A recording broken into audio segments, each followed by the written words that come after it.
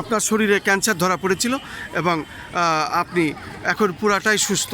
মোটামুটি এই তামাক নিয়ে আপনি দীর্ঘদিন ধরে কাজ করছেন। আপনার শরীরের অবস্থা কী এবং কিভাবে আপনি সুস্থতা ফিরে পেলেন, এই বিষয়ে যদি একটু আপনার নাম পরিচয় দিয়ে বলতেন। আমি doctor Syed Humayun Kabir, president world society Bangladesh. আমরা বিশ্বাস করি physical exercise and organic food can prevent all disease.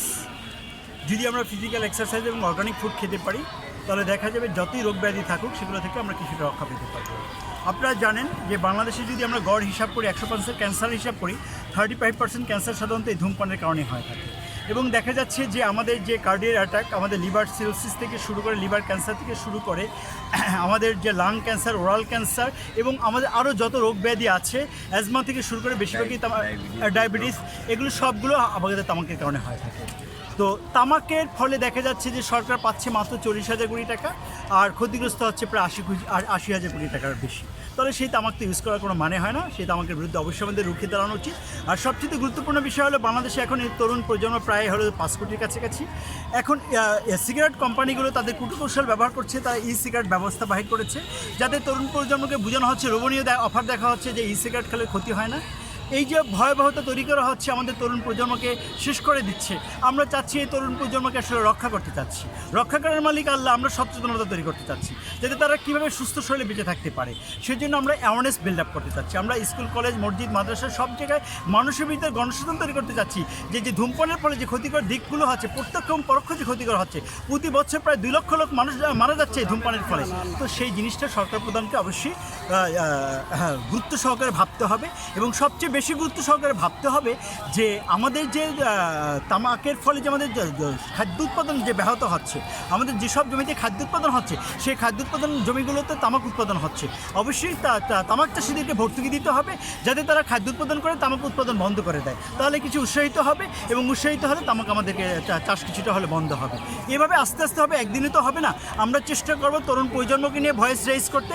Voice আজকের এই হবে, 2 দিন হবে, 3 দিন হবে।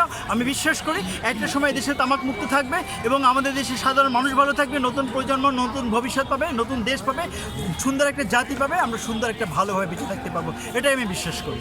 তবে ক্যান্সার থেকে যে নিরাময় হয় এই বিষয়টা আসলে আমি সরাসরি আপনার কাছে শুনে আমি আজকে অবাক হয়ে যাচ্ছি। কোনো ক্যান্সার থেকে কখনোই নিরাময় হয় কিনা এটা আমার জানা নাই, এটা আমি কোনো গবেষণায় পাইনি।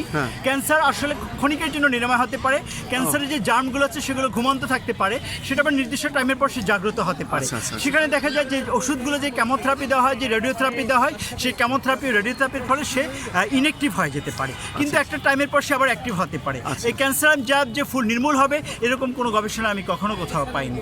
আর এটা থেকে বাঁচতে হলে অবশ্যই প্রকৃতির সাথে মিশে যেতে হবে। প্রকৃতির সাথে যদি আপনি খালি পায়ে মাটির সাথে হাঁটেন, মাটির সাথে সম্পর্ক রিলেশন করেন, রোগ প্রতিরোধ ক্ষমতা তৈরি করেন, তাহলে দেখবেন যে আপনি অনেক ভালো থাকবেন। আপনাকে ভালো খাবার খেতে হবে, যে খাবারগুলো হলো ভেজাল মুক্ত খাবার। আমার অনেকগুলো বই আছে বাজারে, এগুলো নিয়ে লেখা আছে ক্যান্সার থেকে বাঁচতে হলে কীভাবে জানতে হবে, নিরাপদ মাতৃত্বে শিশুর পরিপূর্ণ বিকাশ, বাংলাদেশ কীভাবে সুস্থ থাকতে পারে, জলবায়ু পরিবর্তনের কী প্রভাব, এবং অনেকগুলো বই আমি লিখেছি শুধুমাত্র সাধারণ মানুষকে একটু সচেতনতা তৈরি করার জন্য, যাতে সাধারণ মানুষ কীভাবে সচেতন হতে পারে।